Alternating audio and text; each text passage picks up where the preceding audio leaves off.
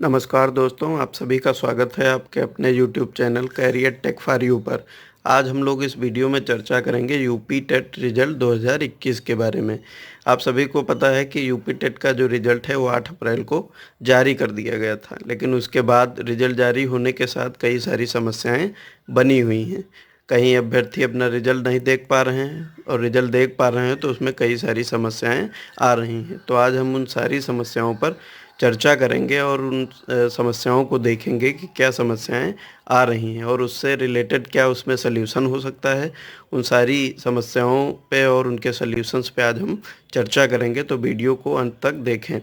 और यदि आपने चैनल को अभी तक सब्सक्राइब नहीं किया है तो चैनल को सब्सक्राइब करके बेल आइकन को दबा दें, ताकि कोई भी नई इन्फॉर्मेशन हो तो आपका उसको नोटिफिकेशन तुरंत आप तक पहुंच सके। तो चलिए वीडियो को शुरू कर लेते हैं। तो सबसे पहले हम बात करेंगे कि कई अभ्यर्थियों में ये समस्या आ रही कि पासवर्ड इनवैलिड बता रहा है। तो हो सकता है वो सर्वर की वजह से हो, लेकिन अगर ऐसा नहीं है या पासवर्ड आप भूल गए हैं तो उसको कैसे रिट्रीव करेंगे, तो उसके बारे में हम इस वीडियो में देखेंगे। तो चलिए कैसे देखते हैं। तो इस तरीके का एक इंटरफेस खुल कर के आएगा। इसमें देखिए नीचे लिखा हुआ है रीसेंड ओटीपी। यहाँ पे देखिए लिखा हुआ है रीसेंड पासवर्ड या वन टाइम पासवर्ड या रजिस्ट्रेशन नंबर। तो resend or forget one time password or registration, यानी इसको यहाँ से हम रिट्रीव कर सकते हैं। तो इस पर जैसे ही क्लिक करेंगे तो हमारे सामने एक विंडो खुल करके आएगी। यहाँ पे हम अपनी डिटेल फिल कर देंगे। कैंडिडेट का नेम हो जाएगा, फिर कैंडिडेट का मदर नेम हो जाएगा, फिर डेट ऑफ बर्थ डालनी है, फिर जो भी रजिस्टर्ड मोबाइल नंबर था जो फॉर्म भरते समय डाला था वो हो जाएगा, और ये जो ईमेल आईडी है उसको डालेंगे, और अंत में कैप्चा डाल करके आप इसको इस पर क्लिक कर देंगे। रीसेंड पे क्लिक कर देंगे तो आपका ये आपको ओटीपी आपके रजिस्टर्ड मोबाइल नंबर पे और जो भी रजिस्टर्ड ईमेल है वहाँ पे आपकी पहुँच जाएगी। वहाँ से आप ओटीपी ले लेंगे। उसके बाद जो प्रोसेस है उसको हम आगे देख लेंगे कि क्या करना है, कैसे चेंज करना है। तो यहाँ पे देखिए लिखा हुआ वन टाइम पासवर्ड। यहाँ पे जो पासवर्ड आया है उस पासवर्ड को डालना है, और उसके बाद नीचे जो है एक ऑप्शन दिया गया है न्यू पासवर्ड का। तो इसमें न्यू पासवर्ड में 8 से 13 कैरेक्टर होने चाहिए। तो इसमें इन कैरेक्टर्स में क्या क्या होना चाहिए ये हम देख लेते हैं।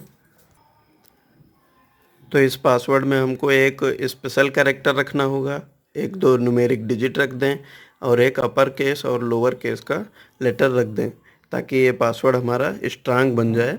और इसमें यहाँ पर आपको और यहाँ पे दोनों में पासवर्ड सेम डाल करके इसको सबमिट कर देंगे, आपका पासवर्ड चेंज हो जाएगा। तो ये एक समस्या हुई कि कैसे हम अपने पासवर्ड को जो है फॉरगेट करें, या रजिस्ट्रेशन नंबर भूल गए तो उसको कैसे लेकर के आएँ। तो इस तरीके से हम अपना पासवर्ड जान सकते हैं। अब हम अगली समस्या पे चर्चा कर लें कि जो अगली समस्या आ रही है अभ्यर्थियों के सामने वो कौन सी है। तो वो है कोर्ट केस। कोर्ट केस की समस्या किस में आ रही है ये हम बात कर लें। एक तो ऐसे अभ्यर्थी जिन्होंने एनआईएस से डीएलएड ओडीएल मोड से किया था, उनमें कोर्ट केस की समस्या आ रही, यानी उनके मार्क्स तो दिख रहे हैं लेकिन नीचे रिजल्ट का जो स्टेटस है वहाँ पे क्वालिफाइड और नॉट क्वालिफाइड न लिख करके कोर्ट केस लिख करके आ रहा है। यानी ऐसे जो अभ्यर्थी हैं जिन्होंने एनआईएस से डीएलएड किया है, और दूसरे जो बीएड अभ्यर्थी हैं जिनके पास बीएड योग्यता है, उनके में ये कोर्ट केस लिख करके आ रहा है, क्योंकि इनमें कोर्ट केस चल रहा है, यानी उसका अभी रिज़ल्ट नहीं आया है। तो जब तक ये रिज़ल्ट नहीं आ जाता है तब तक ये स्टेटस है आपका ऐसे ही दिखता रहेगा। जिस दिन फाइनल रिज़ल्ट आएगा आपके केस का, उसके अकॉर्डिंग यहाँ पे रिज़ल्ट का स्टेटस चेंज हो जाएगा।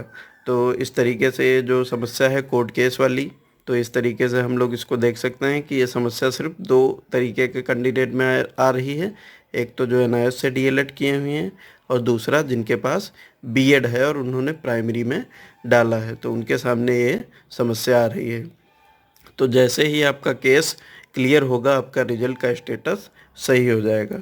आगे हम देख लेते हैं कौन सी समस्या आ रही है। तो आगे जो समस्या है वो इनवैलिड पार्ट 4 की आ रही। तो ये कैसे कैंडिडेट्स में दिख रहा है। तो ये जो अपर प्राइमरी का पेपर हुआ था, जो जूनियर का पेपर हुआ था, उसमें आप लोगों को पता है उसमें एक होता है सोशल साइंस और दूसरा होता है मैथ और साइंस।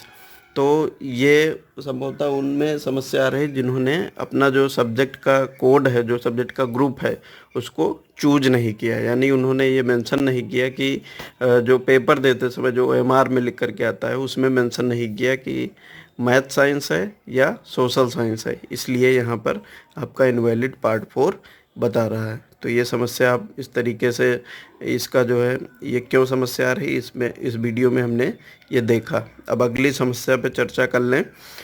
अगली जो प्रॉब्लम आ रही वो इनवैलिड सीरीज की आ रही। ये प्रॉब्लम कैसे आ रही, क्यों आ रही है, इसका क्या सल्यूशन है, इस बारे में हम देख लेते हैं। इनवैलिड सीरीज इसलिए आ रहा है, जो आपकी बुकलेट सीरीज आपके पेपर में मिली थी उसको आपको ओएमआर में मेंशन करना था कि आपकी ए सीरीज है कि बी सीरीज है कि सी सीरीज है या डी सीरीज है। तो ऐसा जिन अभ्यर्थियों ने नहीं किया है, जिन्होंने सीरीज को मेंशन नहीं किया है, उनमें ये समस्या आ रही है और इसका कोई सल्यूशन नहीं है। यानी आपको दोबारा पेपर देना पड़ सकता है, क्योंकि ये कंप्यूटराइज कॉपी चेक होती है। अगर आपने सीरीज को मेंशन नहीं किया है तो आपकी किस सीरीज के अकॉर्डिंग कॉपी चेक हो, ये कंप्यूटर को समझने में दिक्कत होती है, क्योंकि वो कंप्यूटराइज सारी कॉपीज होती हैं। जो सीरीज फिट होती है उसी सीरीज से आपकी ओएमआर चेक होती है। तो इस तरीके से हमने इस वीडियो में सारी समस्याओं को देखा एक एक करके। तो ऐसी ही और अपडेट्स को पाने के लिए आप हमारे channel career tech for you को सब्सक्राइब कर लें और बेल आइकन को दबा दें। थैंक यू दोस्तों।